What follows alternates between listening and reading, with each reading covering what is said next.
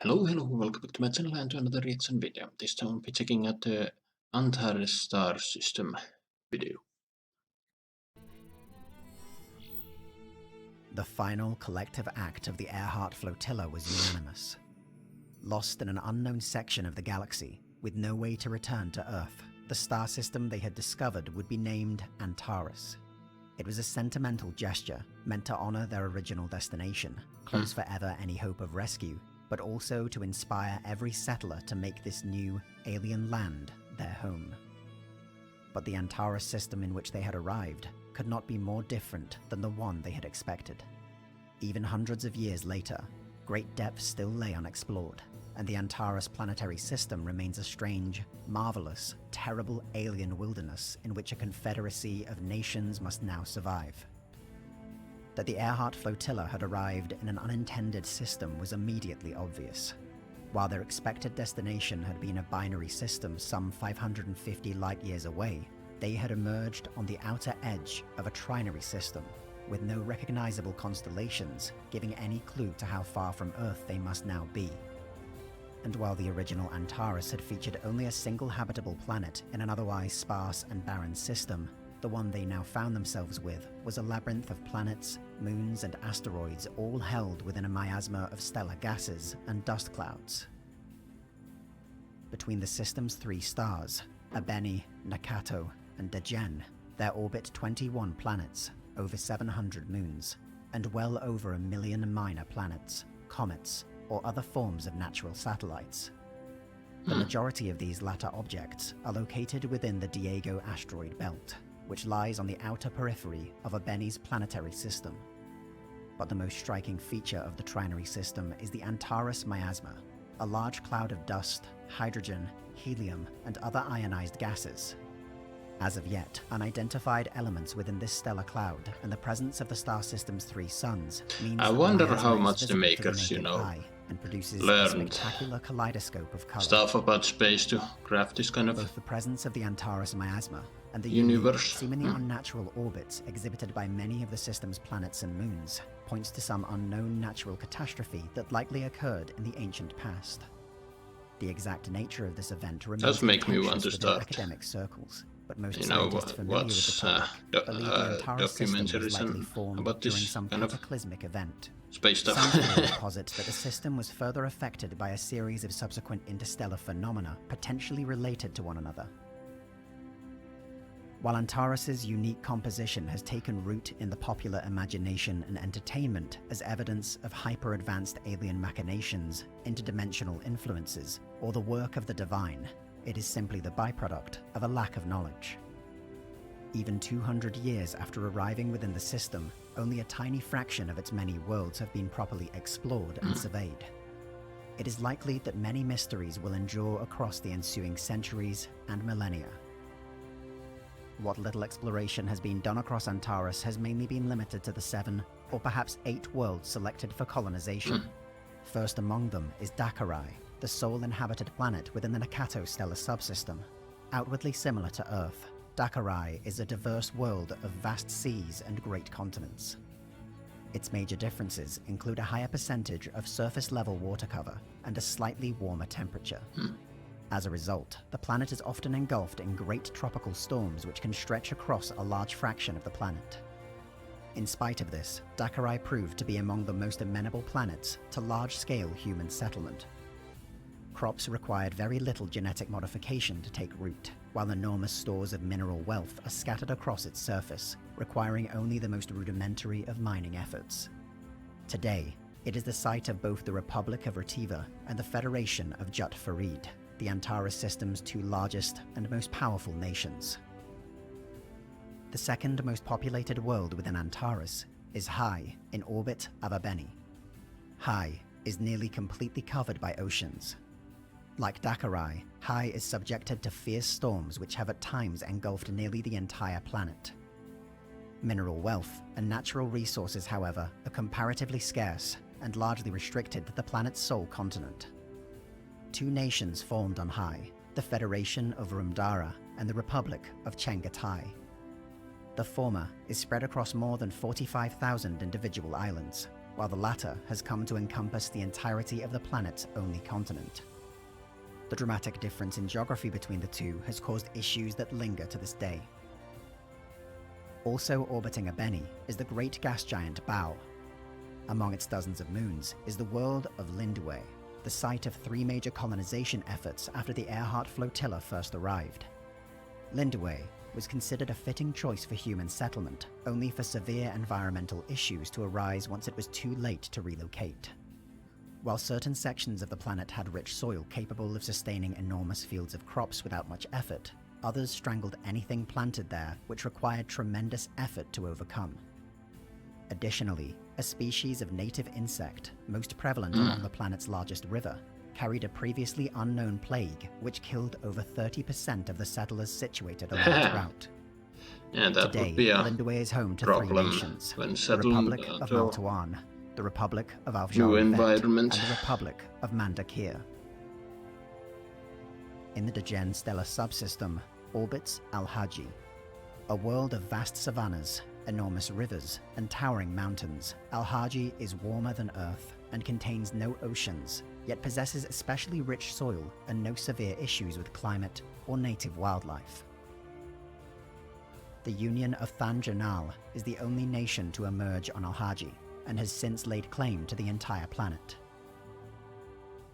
Further in orbit of Degen is the ocean world of Vin. Like Hai, it has very few landmasses, instead limited to swirling island chains scattered across its surface. Without the time to properly survey the planet before settlement was conducted, the initial colonists were nearly wiped out by what was thought to be a dormant volcano. This eruption, and others like it across the planet, have repeated themselves every few decades, posing significant risk to the planet's colonists.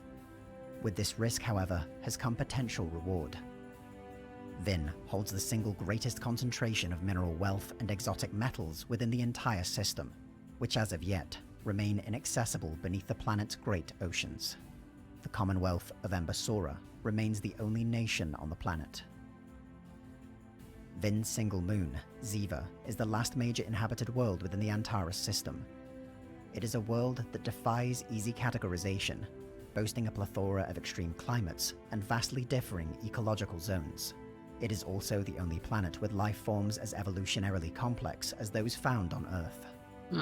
Much of the planet is covered in bizarre forms of jungle, which seem equally adept I don't know, I at was surviving expecting within them to humid tropical find zones maybe or frigid tundra.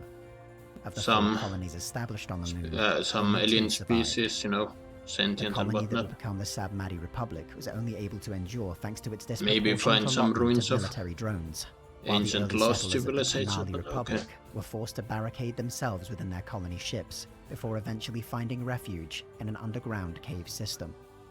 Even today, direct contact between these nations is limited to aerospace travel, as no highway or other method of ground connection has survived the moon's hostile ecosystem. While the vast majority of information related to the geography of the Antares system is confined to these worlds, 2 others have been the subject of specific interest. Ariane was among those first settled by the Earhart flotilla, but no survivors remained when communications were finally re-established across the star system. It is a tragic bit of irony that Ariane was initially considered the prime jewel of the Antares system. It was so similar to Earth that its initial allotment of colonists were given only the barest of resources and machinery needed for terraforming. Anomalies in the planet's magnetic field were discovered too late, and despite seemingly everything needed for human life to thrive, crops refused to grow, and strange forms of cancer overwhelmed every colonist. That's The last world of particular note within the Antares system is Nikiska. It has become conspicuous not because of any discoveries made there or attempts at settlement, but rather due to the near-complete lack of information regarding the planet. Nikiska is said to be a colder, but not entirely inhospitable world, with towering mountain chains and great alien forests, but no images of its surface have ever been made public.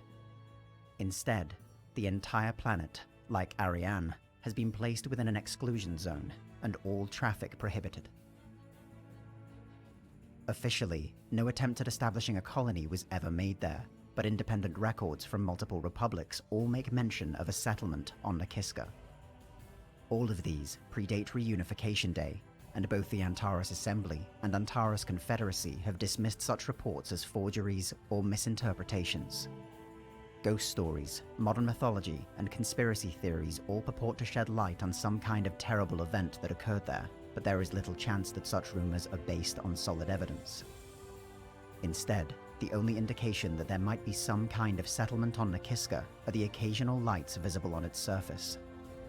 These have been widely documented by privately owned telescopes and observatories, but government sources have blamed such lights on anomalies within the Antares miasma or other natural phenomena.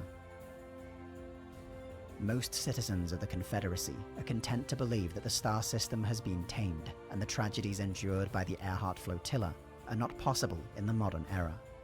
But every day, without exception, the news networks run stories of amazing new discoveries, environmental disasters, or quiet mysteries usually centered around missing people. Not For while the most, worlds of but Antares a now lot boast is gleaming still skyscrapers, undiscovered. orbital So facilities, networks of satellites, and other modern marvels, they are still within a vast alien wilderness separated from one another like those in the new world of antiquity.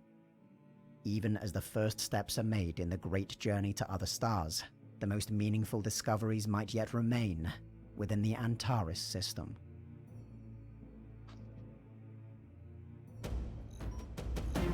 well, there you have it, the Antares star system, and yeah, that was an interesting bit of knowledge of all the planets.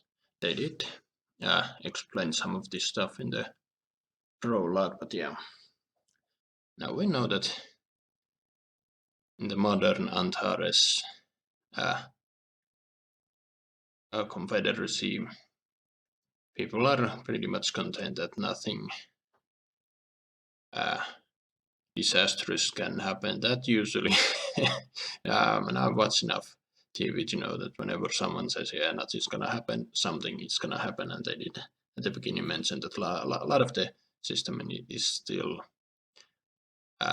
still haven't been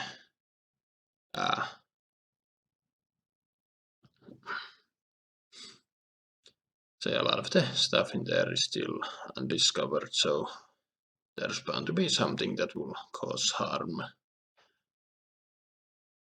It was an interesting bit that one planet which most resembled Earth, they only send people that they colonize with minimal required equipment, and a little did they know that something was wrong with the planet and everybody died. That's a bad way to go. But yeah, I have to admit I really enjoyed the music playing in the background. It's at times I kind of zoned out and just focused on listening to that, which is when you're trying to learn more about this stuff. It's bad way to it's bad to zone out. But yeah, interesting video nonetheless. What do you guys think? Write your thoughts down below. Hope you enjoyed my reaction. Drop a comment, drop a like, subscribe if you want, and I will see you in another video.